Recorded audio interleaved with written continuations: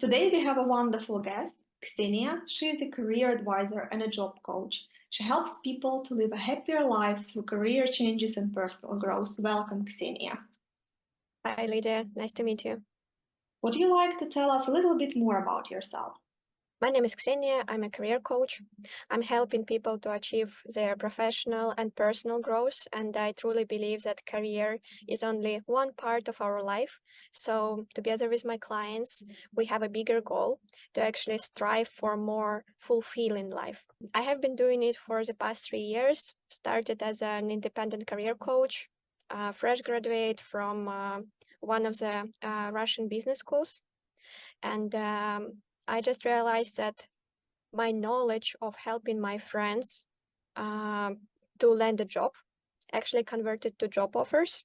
And then slowly but surely, I started to work and like as an independent career coach by combining always entrepreneurship and career in a company. I worked in employer branding previously.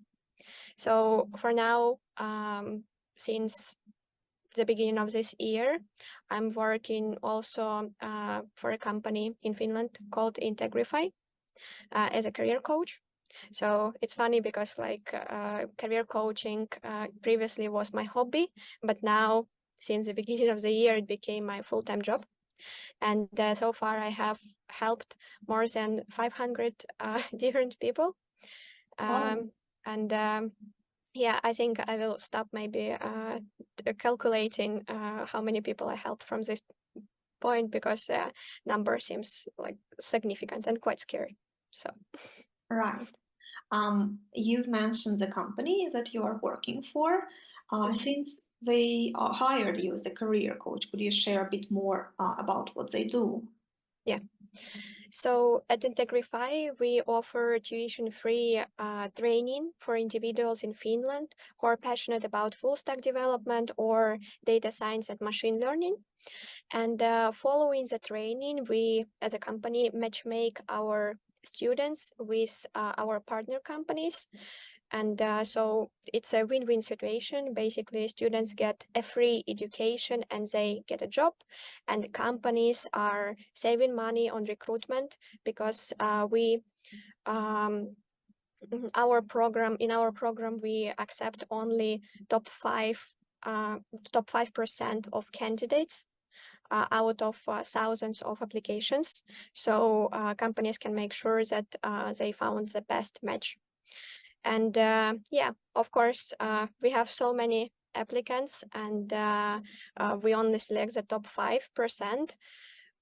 People usually are very, they are genuinely passionate about coding. They can prove it because I think that's also really important. And also our students should be ready to commit for full-time 5 month studies. But Oh, yeah, despite of working at Integrify, and I want to make it clear from the beginning, and I really enjoy my time there. It has been a very nice journey with them. I just want to make sure that the thoughts and the ideas which I will be sharing today during the interview, they are they are purely my own and they do not represent the official position or views of my current company or any projects in which I'm involved. Doesn't matter on which market, Finnish or, for example, Russian market. And I really highly value the importance of separating personal opinions from professional affiliations. So I'm here to speak from my individual perspective as an independent career coach, not as a career advisor from Integrify or any other projects. right. Thanks for clarifying that. That's very important. So I had one very quick question because we are helping highly educated professionals who live in Finland and many struggle to find a job and many are thinking of moving into IT. Mhm. And you said like only 5% get into the program. So does it mean that anyone can apply? So, as I mentioned, you need to be genuinely passionate about coding and be able to prove it. So it means that at least for maybe 1 year or 1.5 years, you have been actively coding as on your free time, and you have some personal projects or hobby projects which can demonstrate your passion. Because there is this conception, like misconception, I would say, not only in Finland, but I can see it generally in the world, that like if you want money, just go to IT. Well, it doesn't work anymore. You have to be passionate, you have to like what you are doing, and you have to spend time into polishing your skills. Right. So I agree with you completely. And I've also heard that even like 5 years ago, it would have been easier to find a job as a junior software developer, for example. But now we are receiving so many messages from people who struggle with that, and we will cover that a little bit later. I still have several questions of my own. For example, I've read that you have a course on LinkedIn for job seekers. Could you share a little bit more about that? For example, what would be your advice for job seekers regarding LinkedIn? I've created this course last year. Actually, in November, I launched it because I have received many like my clients faced with difficulties, my Russian speaking clients faced with difficulties how to promote themselves on LinkedIn.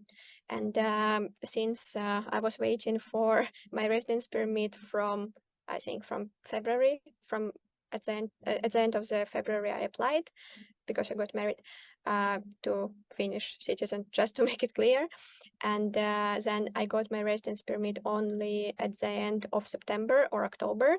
So I had this gap when I wasn't able to work.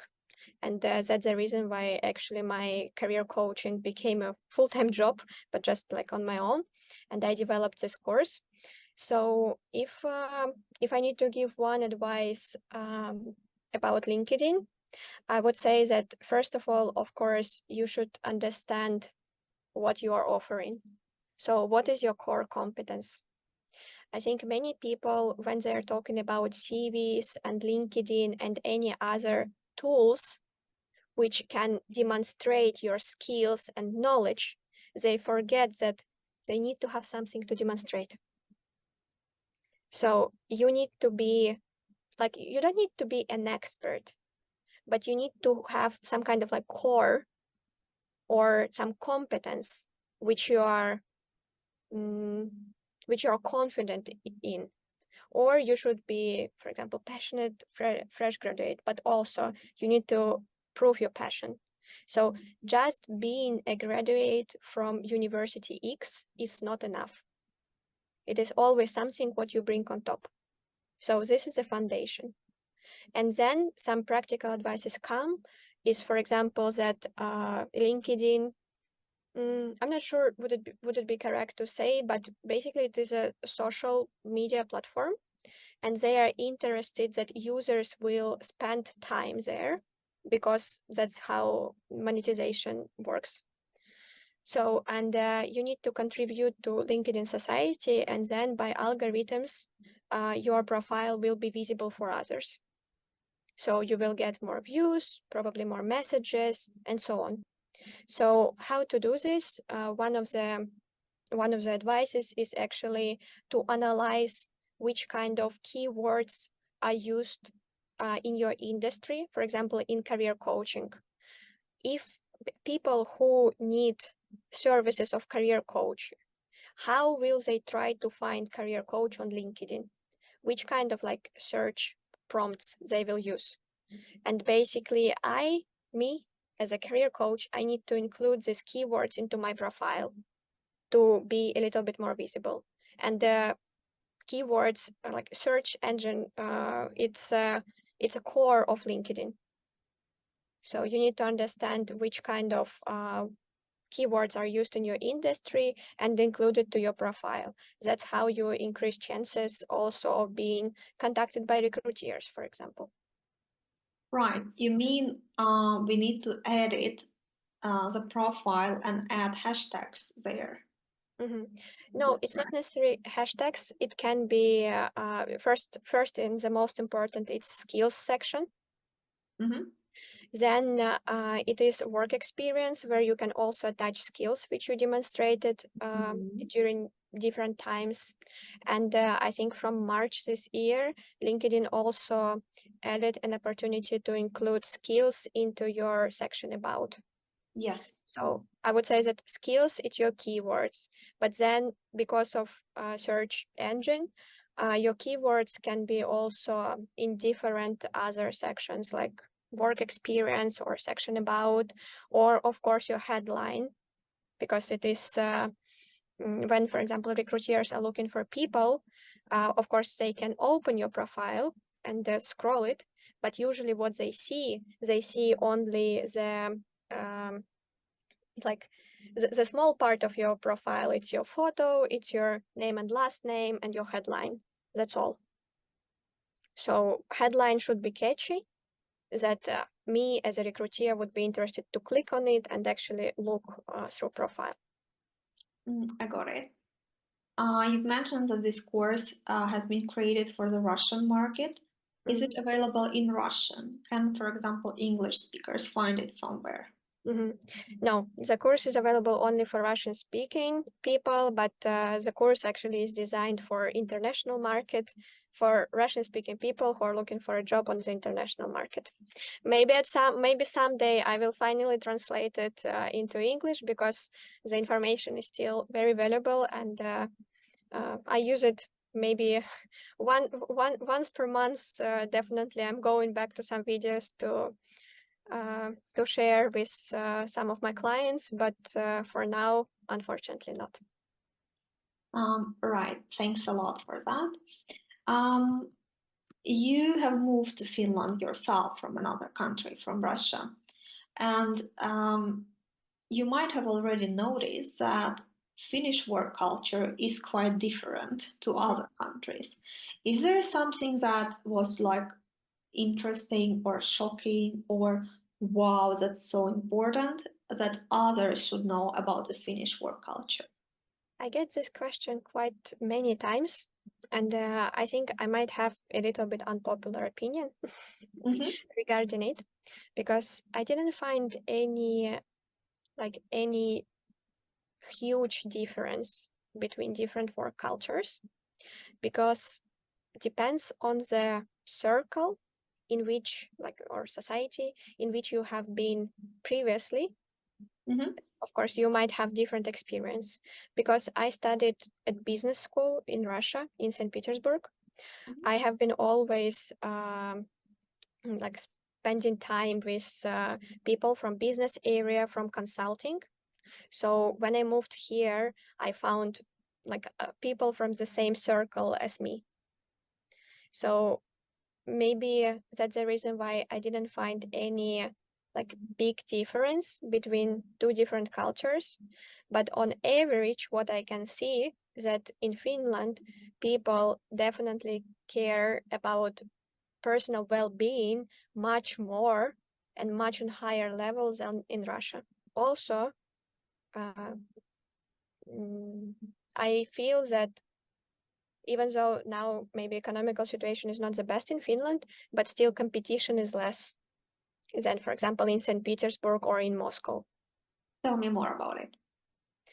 So I think because of the population, like the number of population, Mm-hmm. it's easier to stand out on the market if you know your strengths, if you know your expertise, and it's easier to sell to companies. Also because I think that in many ways, like I can tell only about Russian market because that's where I was working. Let's say employer branding. In Russia, I was working in a company which called Changelinch. And it's actually very funny because Integrify has a new motto, like slogan, Mm-hmm. change what's next. And Mm. it has been always with me. But anyway, so we were developing different employer branding programs for companies, for Russian branches of international companies like PwC, PepsiCo, Procter & Gamble. And when I moved to Finland, I actually realized that very limited amount of Finnish companies are doing this kind of case competitions, or, for example, leadership training for fresh graduates in their companies. So I would assume that, of course, there is another challenge, it's Finnish language. But like overall, uh, me as a professional, I could bring some new ideas and creative ideas to companies, because I think that the market may be, I wouldn't say a little bit more like developed, no, but there are innovative solutions which are used in Russia, which can be implemented in Finland. Same Mhm. with, for example, user experience in banking apps or any other apps. Let's compare Tori and some other marketplaces from Russia. I think Yeah. there is a potential to grow. I understand your view. It's also inspiring to understand that. Thanks for explaining that. Just wanted to give a quick funny note that when you mentioned well-being in Finnish companies, it doesn't mean that Russians don't burn out. They do Mhm. burn out, but they don't take a leave, Yes. and it might end even worse. Yeah. Yeah, Also, definitely. yeah, that's the thing. Um, one more thing that like everyone, all the job seekers, international job seekers hear again and again when they come to Finland is that most of the jobs are in a hidden job market, meaning that they never get published online, that you find a person between your friends, former colleagues, and so on. The question is, of course, networking helps with that. But what if a person is shy? How to network in this case? What do you think? So it's a little bit difficult question for me because I'm not a shy person, and I'm not sure how people are overcoming from their nutshell. But definitely, I think it's easier to start networking with someone with whom you have shared experience. For example, when I moved to Finland in 2021, I moved to join my partner, but also I had my exchange semester at Aalto University. So at the beginning, I was only in the circle of students and with some of Russian speaking people, because I was maybe shy or I wasn't confident enough in my English skills. Well, I'm still not confident, but I'm just, doing this interview, going to my fear. So I think that maybe at the beginning, I recommend to try to find people with some shared experience as yours. For example, it can be the same country, it can be the same university, and on LinkedIn, you're able to find these people and start talking to them. And then slowly but surely, your circle will grow and grow, and you will also become more confident, maybe in your networking skills. But I definitely think that networking requires actions, and being shy is uh, is something what can be changed. So you can be still a great professional who is openly sharing about their expertise publicly, for example on LinkedIn. Or if you don't feel comfortable with social media, just go to job fairs and talk to people. But yeah, I think that like overcome, like going out of your nutshell, it will help you and increase significantly your chances of being employed in Finland, and make it quicker. So yeah, start with small steps. I agree. I agree with you, definitely. We are all overcoming something every day. For some people, it's being shy while networking. For some, it's something else. We just never know what's Mhm. happening with the person's life. One more thing from me, then we move to questions that international job seekers asked. From my perspective, when you look for a job in Finland and you apply to many, many, many jobs and you only get rejections or no answers, you get very frustrated. It is so demotivating. Sometimes people get depressed like that. So, how do you think one can take care of his or her own mental health while looking for a job? I do agree that it's very frustrating. And overall, when we are talking about rejections, not only during job search, but also rejections in our personal life or in friendship or in any kind of relationship, many people take it very close to their hearts, and including me. So I think I can share my personal experience, what helped me in the past. There is a proven way how you can support yourself, and it is a positive self-talk. Mm-hmm. So there are researches which demonstrate that if you try to cheer yourself up with some nice words or mottos, it helps you to move forward. For example, I quite often tell to my clients that if you get hundreds of rejections, you will immediately forget about them as soon as you get one positive feedback. So you shouldn't focus on rejections now. You should strive for at least one positive feedback, which will give you motivation to continue. Also, I never put all eggs into one basket. So I always diversify things.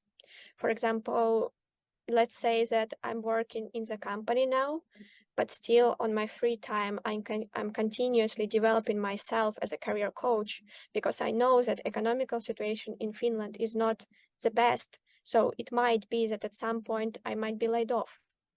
And I think being aware of it and always having at least one plan B or even plan C, it's something what helps me to be confident and not to be afraid of the future. So maybe also how to stay mentally Healthy, healthy. happy. Yes, thanks. During the job search is trying to understand what are other options do I have right now. For example, maybe some kind of freelance jobs, or maybe open like your company on, or maybe helping friends. So always have at least two plans. And that's actually based not only my experience, but also other immigrants in Finland. So they always have plan B. And maybe the third advice which I could give is being grateful. I don't know, but this year has been definitely about gratitude, which I started to feel towards the life which I have. And I know that many people, like, even though that sometimes I'm unsatisfied with that and I want more, I know that many people don't have it. So I'm very grateful for everything what I have. And every experience which I have, I can consider as negative or positive. But at the end of the day, it's just an experience. And if it is negative experience, I learn from it. So yeah, I'm trying to approach it positively. And one of my clients actually in coaching shared that she has this kind of days when she plans her mental breakdowns. She Mm. she called it how to translate bunt на корабле. It's like we are protesting Yes, all yes. of a How sudden. the protest on the boat. Yes. And one day she decides to complain, to cry, to, for example, write some notes, how angry she is, and so on. But she gives for herself one day per month. And the other days she's doing what she should. And with her, it helped her a lot. So to sum up, try to find ways which would work with you. There are many. Love it. I just love it. Thanks a lot for your opinion. I agree with that. And now we are moving to questions that people ask international job seekers. And the first one is it's like asked so often, and I see it almost every single day. Uh, I'm not getting hired. Is it because Finland is racist? It's definitely not the most pleasant question. And I was thinking actually of not answering for that, because in the current culture, even as a career coach, I have fears of sharing my opinion. But go into my fear. There are many factors which impact your chances of employment, and even though there are proven cases of discrimination by different reasons, not only in Finland but worldwide, as a career coach, I recommend to focus on factors which you are able to impact and which can significantly increase your chances of being employed. Trying to explain your unsuccessful job search only by one reason, racism, uh, poor economical situation, or some other external factors, it is a trap. And it doesn't help you to get closer to your goal because it's mentally very exhausting. It makes actually harder to land a job when you have this mentality that you will be rejected because of reason Y or X. And probably Lydia, that like being Russian now, of course, that's also a little bit different than it was. Mm, So instead of focusing on external factors which you can't affect, let's focus on factors which we can impact. And mhm, first of all, I love discuss about this. So let's make it clear. The job market is a market. mhm, So it means that we have demand from companies and we have supply from individuals. It is an exchange where individuals contribute their skills, knowledge, potential, experience in return for financial compensation or some valuable experience which they get. But it's not a charity, it is a market. So, and I think it's essential to understand. For example, previously in project management, people used waterfall. mhm. Then they changed to agile and scrum. Right. You see that the demand on the market was changed. You have to be adaptive and change as well. So when we are talking about career change, for example, like moving from one place to another, or changing the industry, or changing the title, each of these factors is already like stressful and hard to deal with. But if you have, for example, a triple challenge, that you change the country, that you change the industry, that you change the job title, you need to understand what kind of your past experience can be transferred to a new job or industry. So we are talking about transferable skills. So to answer to your question about racism, I think there are many factors which have impact on your successful job search in Finland or any other countries. And you need to focus on factors on which you can affect. And there are many which can help you to get closer to your goal. But thinking about that, I don't get selected because of racism, it's a trap. And based on my experience as career coach, it doesn't help you to move forward. Thank you for this answer. The second question we got is how does the initial screening happen? Is it always automated? What the person meant is when you send your CV and cover letter to a company, is it a person looking through it or is it like some software? Mhm. So there are different companies and different methods. In some companies, they use automatic software which compares the job opening and keywords which are used in job opening with your CV. In some companies, it is still a recruiter who are checking and doing initial screening manually. So depends on the company. I also heard that only big companies in Finland use the software, and then it's very common for companies to have a dedicated person who goes through applications. Yeah. So Finland is not there yet. Mm-hmm.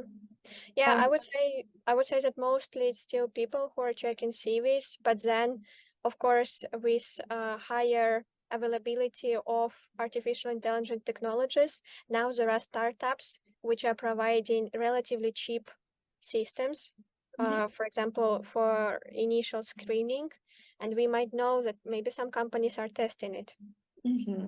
So I think that as a job seeker, once again, you need to focus on what you're offering, and it is more important than like software or person. Like it's important what it says in your CV. Right. If it's also wanted to add, if it's a software looking through your CV and cover letter, so what the software does, it takes a job posting and compares it to your papers and looking for keywords in particular. And if you are worried about that, there are extensions, for example, a Chrome extension that does exactly that. It scans a job post and your CV, and then it gives you an answer.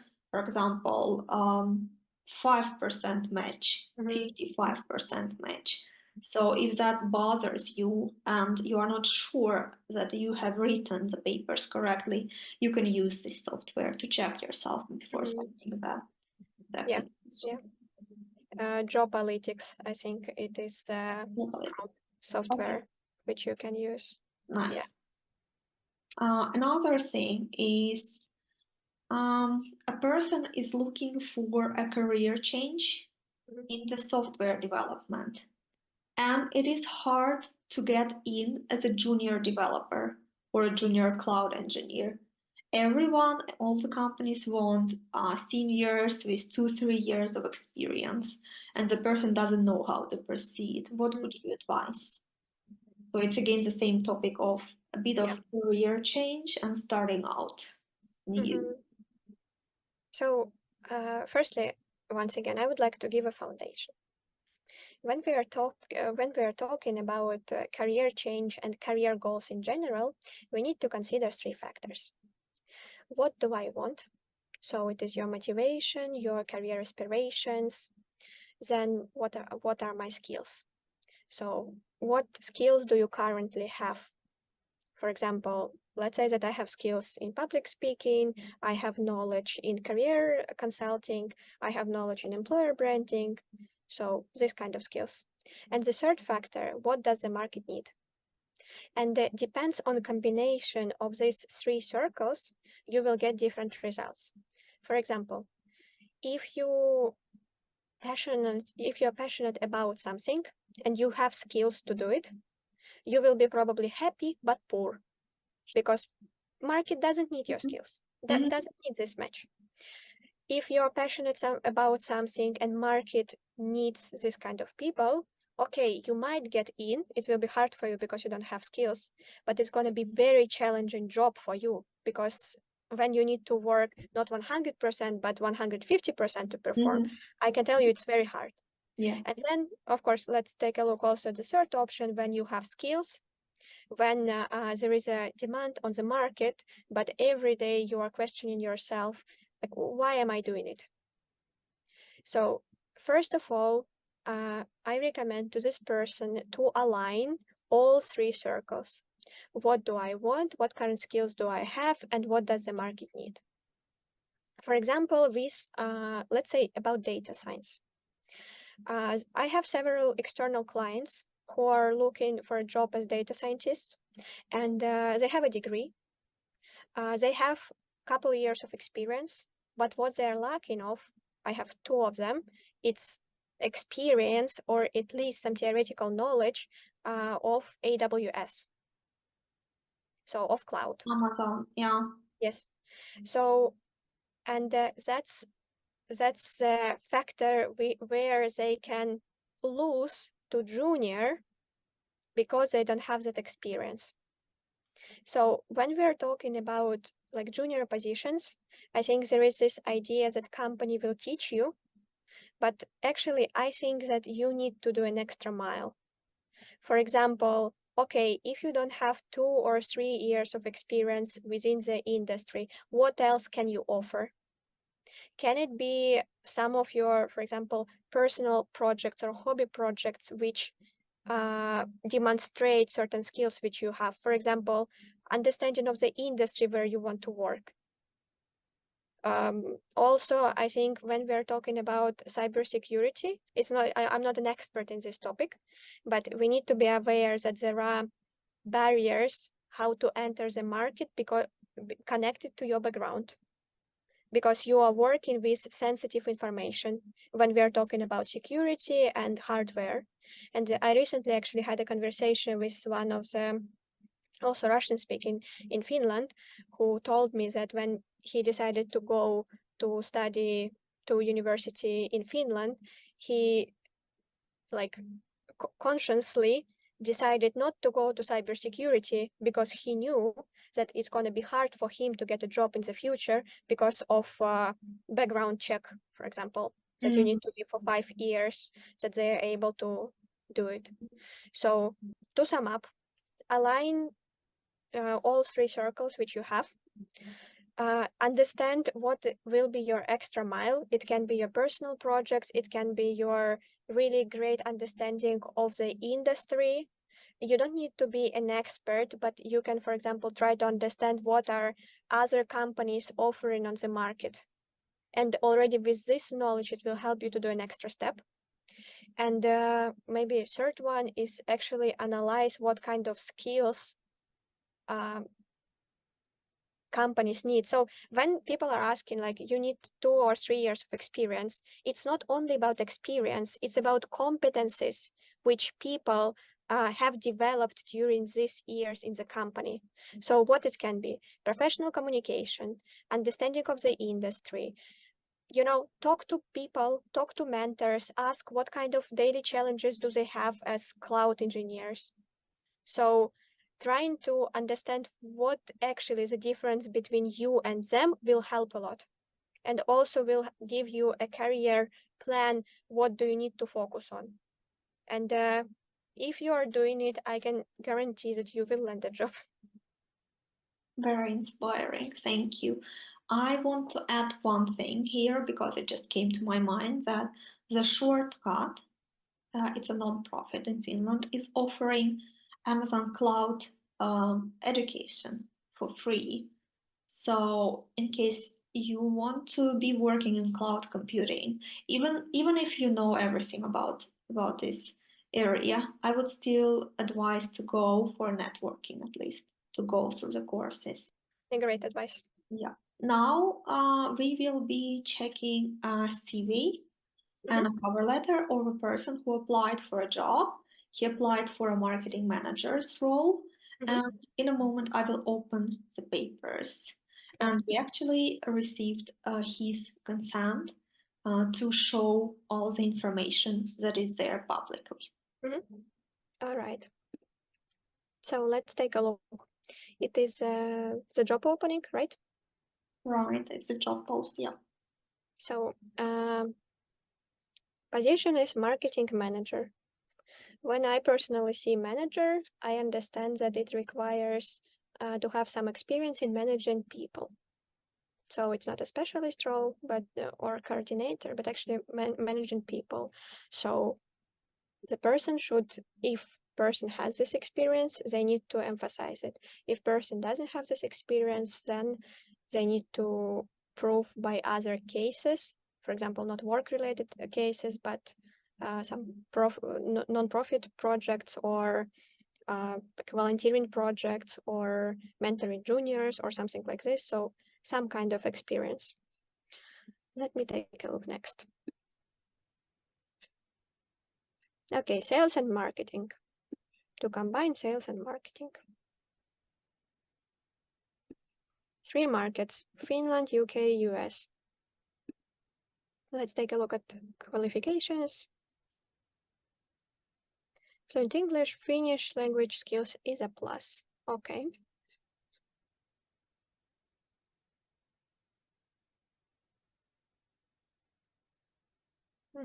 Ability to lead a cross-unit marketing team. They put it there, yeah. Wow, what we offer you: international, English-speaking, diverse and inclusive, equal opportunity workplace. Great company, yeah.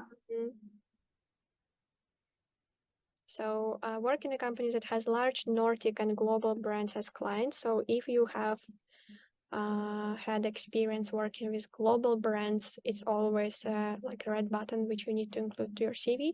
For example, I had experience in the past with PwC, Procter and Gamble, and the FMCG sector, so you can also use it if you have. Because once again, yeah, it's about well-known names, but then what did you learn from this experience? And I definitely learned how to communicate with corporations and their processes. For example, that I need to agree my draft of case with different departments and take into account their opinion and then find a common ground. So it's not just one person if it would be a small company.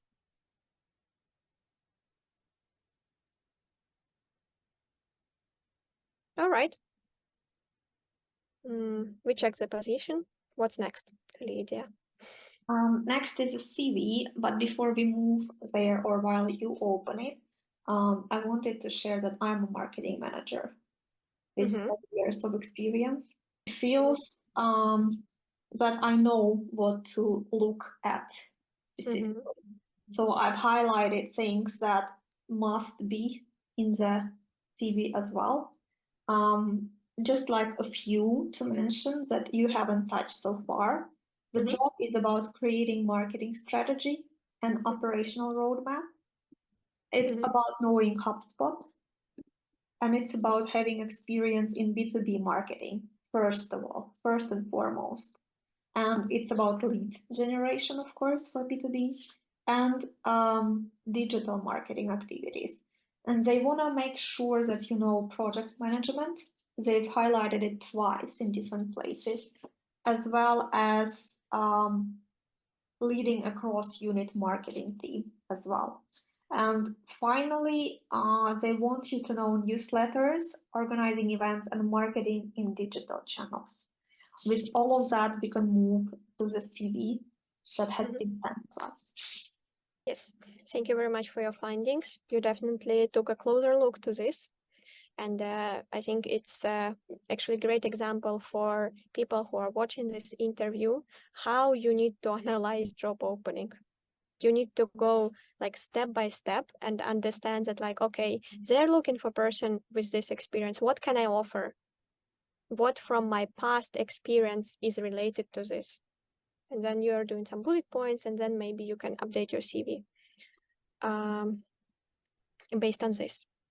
All right. So first of all, I checked LinkedIn of Subrata. I hope I pronounced the name correctly. Yes, it has been always a challenge. So personally, I think that the photo which you chose for the CV, it's not maybe that friendly from my perspective, because the photo which is on LinkedIn, I can show it right now, but it's very different. So the person is smiling, is open, is friendly. Here it's a little bit more serious. And I think that if you make a decision to include photo to your CV, then the photo should be friendly. I agree. Yeah, like what do you think, Lydia? Yes, I haven't checked the LinkedIn, and I don't think we can show it publicly because I didn't ask for that in particular. But yes, it can be improved. If a person has a photo where he or she is smiling, it's definitely a plus.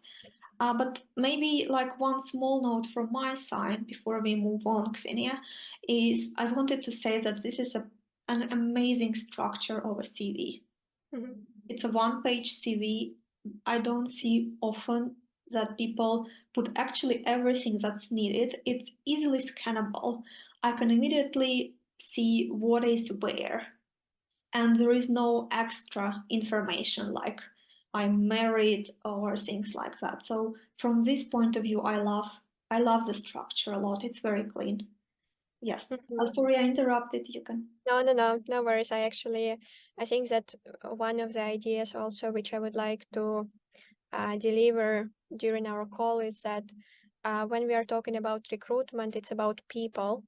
And if someone, for example, some kind of career advisor tells you that like, come to me, I will give you a template of the CV which you can use and land a job like with 100% probability, that's probably not true, because in recruitment there are people, they are sometimes biased, they have their personal opinions, and it's okay. Yes. So it's okay. Mhm. All right, but moving forward, if I also can tell a couple of things regarding overall CV, I would say that I personally prefer a little bit different structure of the CV, that it's not two columns, but it's actually one column, which includes all information. Then I think that information, where do you specifically live, it can be actually blurred probably during our call as well. So, but no need to write a street and the house. You can just write, I don't know, the district, or maybe just a city. So it's enough. Then also regarding references, I would say that maybe it's a little bit old-fashioned way to include it, because of several reasons. The first one of GDPR. So you need to make sure that you agreed with the person to include their contact details into your CV. So if you haven't done it, be aware that it might lead to some problems. And secondly, references are usually included into academic CVs, not to CVs for just like a marketing positions. And instead of that, I recommend to actually start collecting recommendations on LinkedIn, because there people can describe who you are as a team player or just as a worker, and highlight the different expertise which you have. So that will give more value than just including the reference into your CV. Then let me take a look one more time. Yeah, experience, education, skills, language, tools. Yeah. Then let's start with the title. Title of your CV should be the same as the title of the position for which you're applying for. Right. Doesn't matter, is it checked by a person or is it checked by a machine, especially if it is machine. Also, because position is a manager, marketing manager, and you write that you're a specialist, that make me question, and I might reject you immediately without checking further, because the grade is different. Mm-hmm. What do you think, Lydia? Or should I I move forward? agree. I have this as my point immediately. I saw that he's not a marketing manager. At least that's what he wrote here. Yes, but if we check on experience, we can see that like led the digital marketing team of 5 individuals and Right. so on. So if you are applying for managerial positions, create a different CV which will highlight your managerial experience. Mm-hmm. Let me move forward. So about me. Once again, because marketing manager is a managerial position, I would be happy to see a highlight of your managerial experience, your experience in B2B marketing. For example, numerous brand, about which kind of brands are we talking, which kind of industries. And yeah, I would like to see something more specific. I agree with you. Here I also have written down that about me, it should in one glance answer the question if you have, they said, a minimum of 5 years experience in marketing B2B expert services. So do you fit or not? It should be a place to answer that. Yeah, I agree. It's like marketing professional with X years of experience with domain in industry X, Y, and Z, Right. led teams of Mm-hmm. X people, achieved, I don't know, growth of the company by 20% by digital marketing campaign and execution. I love it. So something very short, very specific, better if it is tailored for the position. Of course, you can't maybe change CVs for all positions for which you apply for. It's maybe a little bit idealistic, but for positions for which you really want to get, you have to put input. Wow. I also wanted to mention here that it's most likely AI that has written this about me, and you are a marketer. Marketers write copy, and one of the things that they want is newsletters. Newsletters are all about how to make people open your message. And here we see that the language is very complex. It's very hard for me to read through. So the question is, will you be able to write marketing copy that is easy to understand, that is down to earth, that is how people talk, for example? And I don't mean that you don't need to use AI. Please use that, but first maybe you write on your own and then ask it to fix the maybe grammar. That's the best way. Then it feels like it's human written. Do you think? Yeah, I think it's actually a great point that they will assess your like copywriting, writing skills in your CV as well, especially for marketing manager positions. But so it also depends, because if you have a position of a manager, you might not actually write newsletters on your own. You might have a marketing agency, or you might have people in your team who are better than you in that. Even though I agree that About Me should be improved, as a career coach, I would actually need to have a closer look into organizational structure to understand like what kind of company it is. Is it like a corporation where they most likely work with some marketing agency and these kind of things? Or is it like a smaller company which probably produce all these kind of materials on their own? So I think the expectation in competences will be also different. I think I wanted to mention something about like ChatGPT and AI tools. I started my career in like social media marketing like 5 years ago, and in PR actually. And the one advice which I have learned, and it worked over years, that try to write in the same manner as you speak, and then try to improve it. And I think on LinkedIn, at least what I also love about Lydia's account, like a post, it's very like simple. It's very enjoyable to read because sentences are concise and clear. So try to apply this advice also in your CV. Then languages. I see you were trying to hide your level of Finnish. So I think it might work. Why not? And I like also that you haven't mentioned, probably you have mother tongue, which is not Finnish. In some cases, you don't need to mention it if it is not relevant for the job. The person is from Bangladesh, and one of the languages there is English. So it's fine. Yeah, but it is still mentioned like as a fluent, for example, not native. bilingual or mother tongue. So yeah, that's a good point. Yeah. So, but yeah, because I have seen also some other CVs and career coaches like analysis.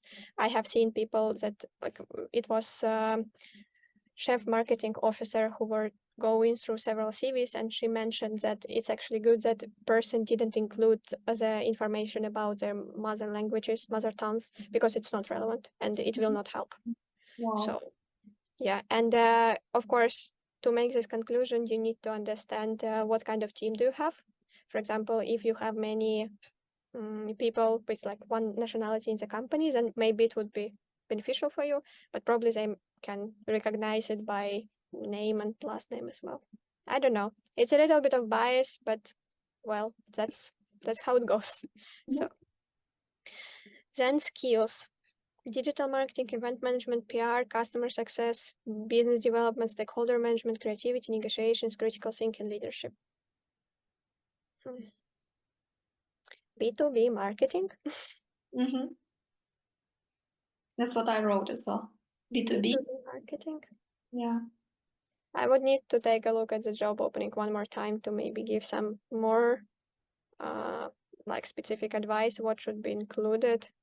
Team management, okay, leadership, there is leadership. Maybe like strategy creation or something like this. I also wrote down that project management is missing completely from Oh, true, here. true, That can true. be added for sure. And leadership should be up. So it's digital marketing, in B2B digital marketing, and then maybe leadership. And then they mentioned they need event. Event is nice, and newsletters as well, email. Yep. Sure. Yeah. True. True. Great. Great. Great points. Also, like as a career coach, overall, I don't like when people mention soft skills in their CVs Mhm. because you can't really check. So, Mm. but of course, you need to include your soft skills into CV, but make sure that behind each word which you are writing, there is some bullet point which proves that you have developed these skills. Mm. So would it be like event management organized 20 events in a year? It can be like this. It can be the, for example, about me section and then professional highlights Mhm. or like professional expertise where you choose several competencies. Actually, great question, Lydia, because there are different types of CVs and one of them it is functional CV or combined CV where we mention skills, digital marketing, then couple of, not couple, maybe one bullet point or one sentence which is related to the position.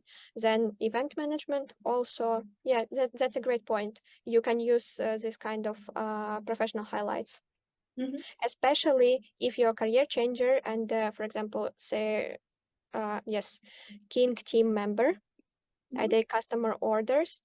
If you don't want to include this experience into your CV and focus only on experience which actually like matters, then I recommend to use not chronological CV, but the one which I have described, that you include professional highlights, Mhm. main expertise, and then like work experience and education. And also you can write relevant work experience. Mhm. Can I ask you, Yep. so basically, if we would keep it like historical here, and it's clear that when you look for a job in Finland, many are working for other companies because some just need to survive. I understand it fully. Should we include it in the CVs at all, or if not, there is a big gap, how to explain that?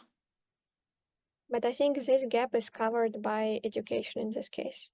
Oh, okay, so you don't need to explain anything there. So I would like when we're talking about job search, we are testing hypotheses. Mm-hmm. So my hypothesis number one is that we don't need to include King team member into the CV because the gap is explained by education, and I would recommend to maybe describe some project which you have done during your education instead of including this, because I think it will be more valuable experience. Mm-hmm. But of course, any kind of experience we can write uh, like from beneficial way. For example, you said I take customer orders in both English and Finnish. Okay, it means that you have polished your skills. But now we are going into details of your CV. Usually at the screening, nobody goes to details. Yeah, that's true. So like Finnish learning, I take customer orders in both English and Finnish. So what is your level actually? Mm-hmm. So maybe we need to mention something, which kind of level. And by the way, when people mention, for example, B1 Yuki, Mm-hmm. I know Finnish people who have no idea what Yuki is. Yes. Most of them don't know. Yes, so write like specific word, working proficiency, full working proficiency, or others. I also have advice for people when they write about Finnish is that if it's a Finn checking your CV, it will not mean almost it won't mean anything if you write A21 or AB11. I advise to write something like, if it's A2, for example, um, something that would explain what it means. A2 is you understand what is said around in Finnish and you can answer in short sentences. Or B2, I can write professional emails in Finnish. That would explain everything to me personally. I mean, if you can write in Finnish, that of course you speak as well. It's a great point. And I think it also confirms the idea of the CV is to provide clarity, that people have less questions about you, no more questions. Mm-hmm. Yeah. Again, I want to say, like, this guy is so brave for agreeing to that. Yes. And though we are coming up with improvements again and again, it doesn't mean this is a bad CV. Yeah, it doesn't mean it's not not a bad bad CV, to CV be at honest. all. Like, it's a completely fine CV to me. Yeah, yeah. Yes, so let's move on because we don't have so much time left. Yes. So basically, my advice would be exclude King team member as a work experience and try to find some kind of project which you can describe from your University of Turku education. But once again, it can be different and different people can have different views. So when you are applying for a marketing manager position, I know that there are different situations in life and I respect that you are ready to take care about yourself and maybe your family and go to work to Burger King. A limited amount of people do this.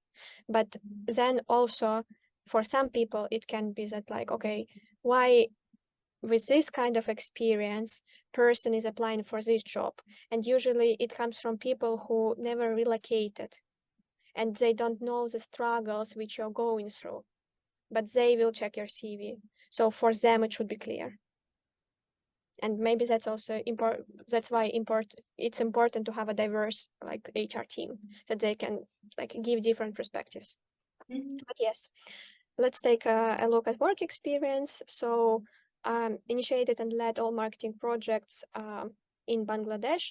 I love that you are using active verbs in past sense and you write about achievements which you have done.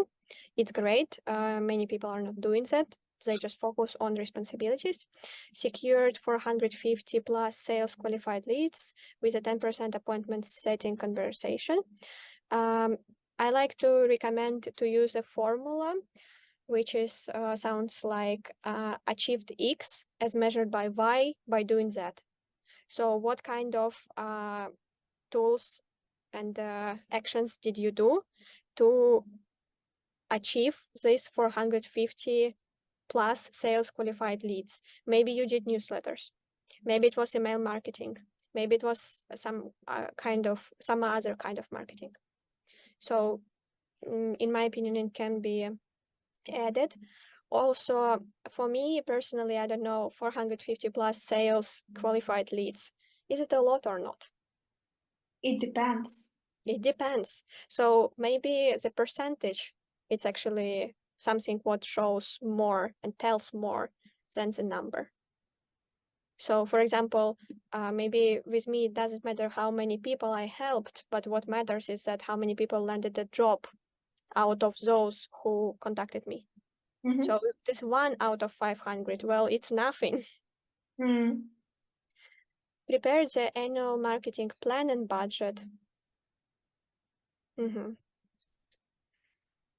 So I think that because the template which was chosen limits how much actually you can write, there are some things which are missing.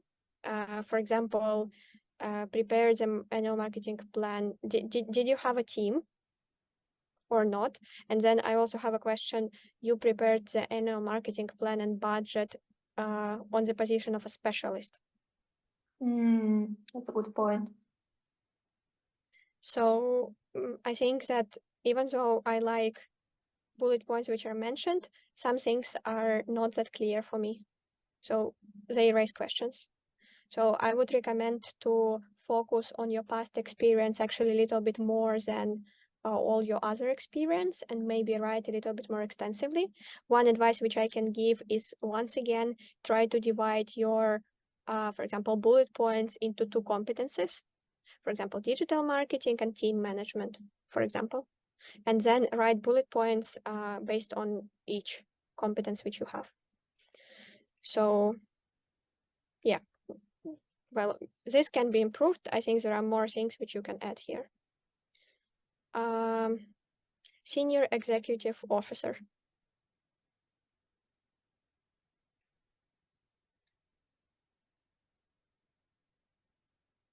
Okay, here I have a question. What kind of result did you achieve? Assistant manager, digital marketing, also like senior executive officer.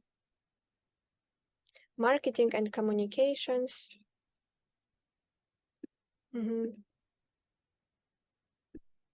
So senior executive officer, integrated marketing specialist who were preparing the annual marketing plan and budget. So maybe one more advice which I can give you, sometimes in companies, the grading system might be not clear. And for example, I worked in talent assessment and development, but my position was called analyst. If I would include to my CV that I was analyst, nobody would understand what I was doing. So try to think from this perspective as well. Led the digital marketing team. Secured 3 new accounts. Is it a lot or not?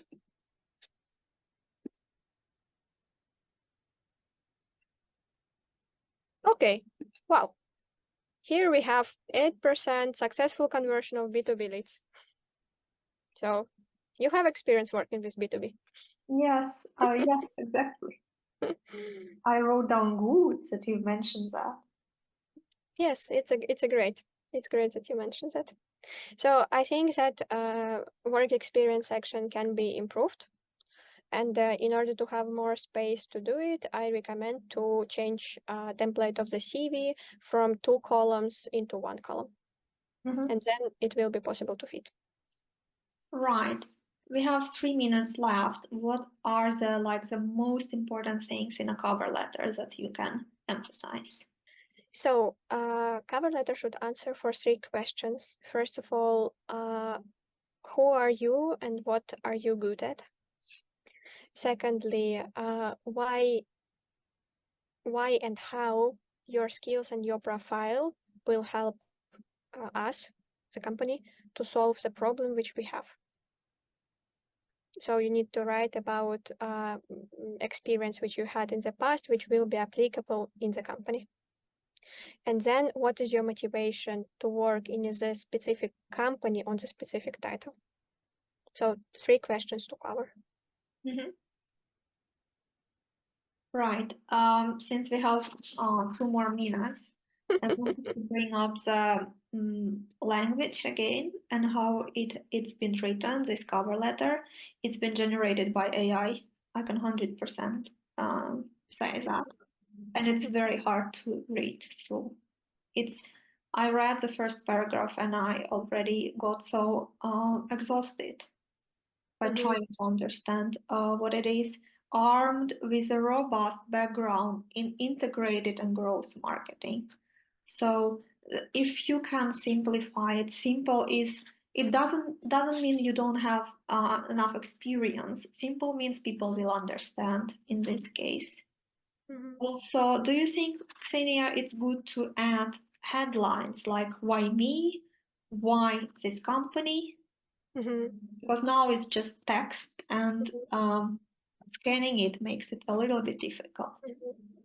I know some of my clients who landed a job by doing that. I know some people who were not so successful. So I think there is no one answer, but I personally prefer when there is a separation for different paragraphs, like with headlines, especially if the cover letter is 1 page, because like ideally it would be just 3-4 paragraphs.